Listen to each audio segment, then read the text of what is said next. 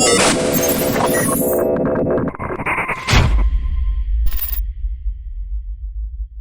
Matt. I'm Shane. And if you like what you hear, make sure you hit that thumbs up button real hard, and make sure you subscribe to Comic Movie Marks. And also click that little bell for all of the notifications. Whee! Always remember, If Trailer Trash can do it, anyone can do it.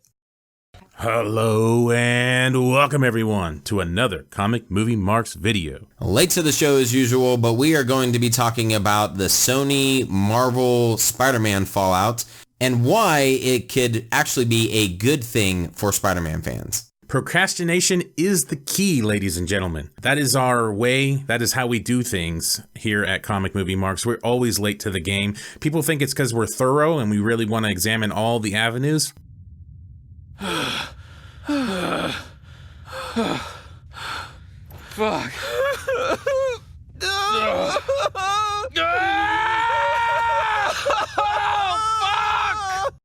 Yes, that's what it is. Exactly. Truly.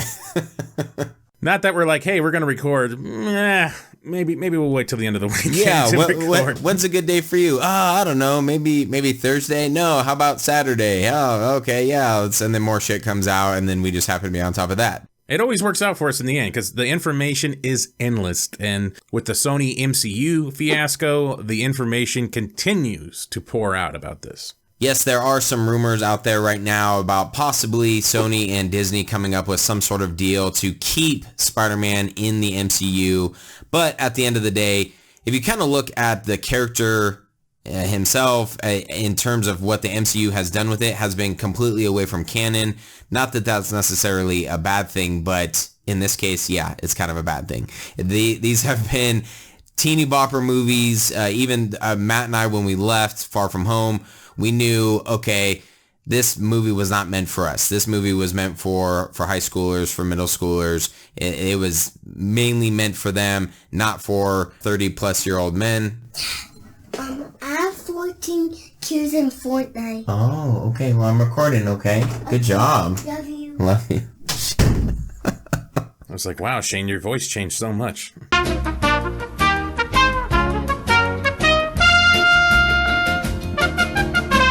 It was quite a deviation from what we're used to as Spider-Man, and I've always felt like these Disney MCU Spider-Man movies have always been quite a deviation from what I understand Spider-Man to be. Now, I fully admit that I've really only read a couple comics with Spider-Man in it, and those were actually mainly Venom comics that had Spider-Man in it. It's hard to say that I actually understand the comic origins of the character, and maybe at one point there is a Spider-Man that was like this. But for me, the way those movies are portrayed and the way they're done, they were never, ever that appealing to me. The only thing that made Homecoming really good was Michael Keaton's Vulture. That's what set that movie apart from other MCU movies, because it was finally an MCU villain that I could really fucking enjoy. And that was new for me.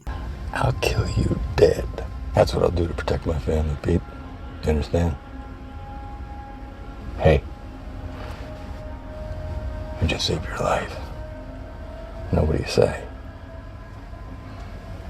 Thank you. You're welcome. Now, you go on in there, you show my daughter a good time.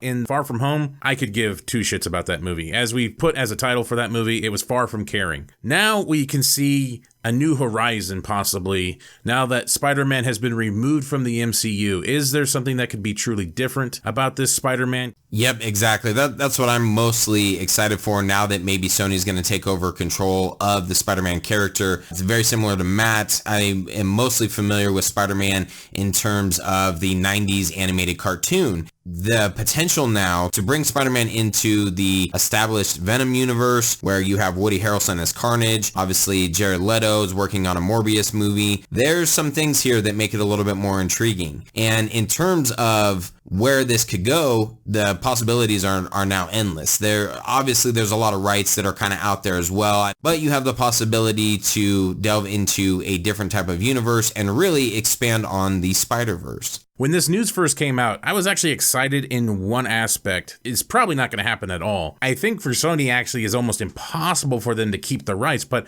I thought maybe for a little bit they would just put Spider-Man on hold. Because if you really think about it, in less than 20 years, we've had so many different different iterations of Spider-Man, it's kind of wearing you down. And it's kind of Sony's only go-to character that they have. I mean, they're working on the Morbius thing. They have Venom. It's very hard to get behind a Spider-Man movie after it gets constantly rebooted over and over. And now you look at it again, I'm like, okay, well now guess what? More than likely they're going to reboot it again. It's going to be a soft reboot because now they can't add in any of those characters from the MCU. So that means we're going to lose Marissa Tomei as Aunt May. I guess for some people that might be a tragedy. But now I think what would have to happen is because Venom is set in San Francisco, and this is just a theory on my part, but you'd have to have like Spider-Man 5 years down the road because Marvel loves their 5 years. Maybe he moves out and moves to the next big city, and that's in San Francisco. And maybe they can age up Tom Holland, make him look a little bit older, have him be like in his early to mid 20s now. That way he can interact with Tom Hardy's Venom. So that would kind of be an interesting story. I think what would happen is all those characters that we've seen so far would just be gone, and he would move into a new city. Maybe he meets a woman named Gwen Stacy, and that's how they could soft reboot it. I wouldn't mind seeing Tom Holland in Sony's Spider-Verse.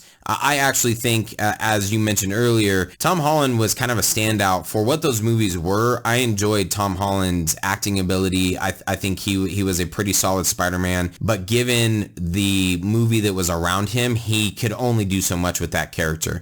Now, maybe with a little bit more of a grounded type universe, he could potentially actually delve a little bit more into that character. Maybe you talk about him losing Uncle Ben, and Tom Holland is 23 years old, so you could actually speed it up a little bit and, make him actually look 23 years old and get him back into working for the Daily Bugle. Maybe the Daily Bugle is based out of San Francisco instead of New York. And so that's what gets Tom Holland all the way across the United States. And who knows? I think the possibilities are pretty solid. I wouldn't mind seeing Andrew Garfield come back and take on the character. I enjoyed him, but they would have to change up the stalkerish Spider-Man a little bit if they went that route. Where this could go and where it could lead to is more intriguing and exciting for Spider-Man fans than what the MCU has done with the character so far. Into the Spider-Verse can show anything. You could have multiple Spider-Men. I mean, they really can play with it now. They could play with dimensions as they teased in Far From Home, which turned out to be a farce. Spoiler. When will the lies end? Now they can actually delve into that. That's what they're doing in the CW shows with the Infinite Crisis. They're bringing back all these people that have ever played these characters in some way, and they're putting a twist on them for the most part. And maybe now Sony could take that to the big screen, because Into the Spider-Verse kind of showed us that is a possibility, and that's a great movie. That's probably one of the best Spider-Man movies we've gotten in a while. MCU fanboys probably aren't going to like it so much. The biggest baby out of them all is Jeremy Conrad. This guy has dedicated himself to being a MCU fanboy. And this guy sure in the hell is dedicated to the MCU only. He really kicked up this trend of boycotting the future Sony, Marvel, Spider-Man movies. And one of his tweets saying, MCU Cosmic will not be covering future Spider-Man movies that are not part of the MCU.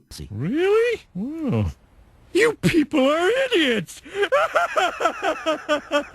That's the... What a...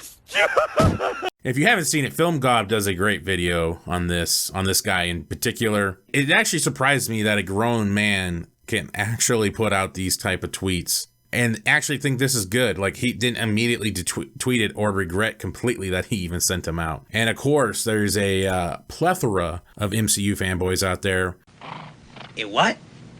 A plethora. Oh, yes. You have a plethora. Of hashtag save Spidey, hashtag boycott Sony, hashtag save Spider-Man, boycott Sony Pictures, hashtag save Spider-Man from Sony.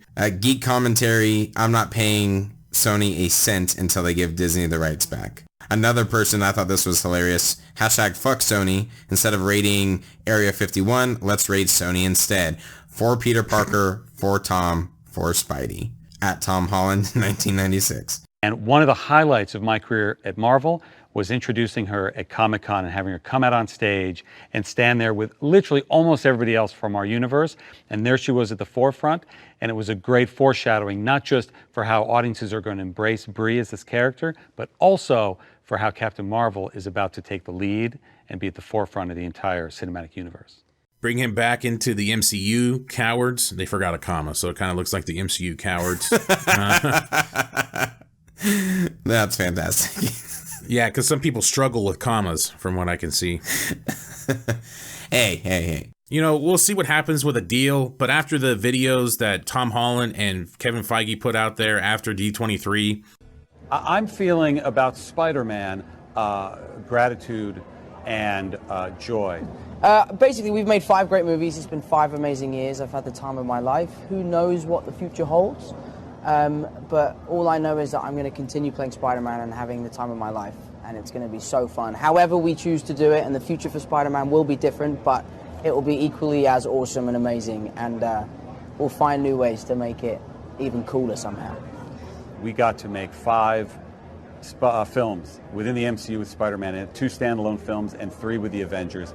It was a dream that I never thought would happen. It was never meant to last forever. We knew there was a finite amount of time that we'd be able to do this, and we told the story we wanted to tell, and I'll always be thankful for that. It seems pretty definitive that as of right now, there's definitely no deal going on. To try to break down the deal in any way is almost impossible because you don't know who is actually getting legitimate information. And again, this whole studio manipulation and even actor manipulation that's going on right now is so magnified because of social media. And we can't even distinguish now whose information is legit, because a lot of that information that first came out was coming from Sony's sources, so it's going to be their side of the story. I'm all down for fuck Disney. We have a future video on that. It's still a one-sided story, and we don't know what their side is. Marvel already had a pretty sweetheart deal. They got the character to put into their movies. They were getting merchandise rights, and they were getting a small portion of the box office, while Sony financed the whole movie and got a majority of the box office. And then it became a whole schmoz of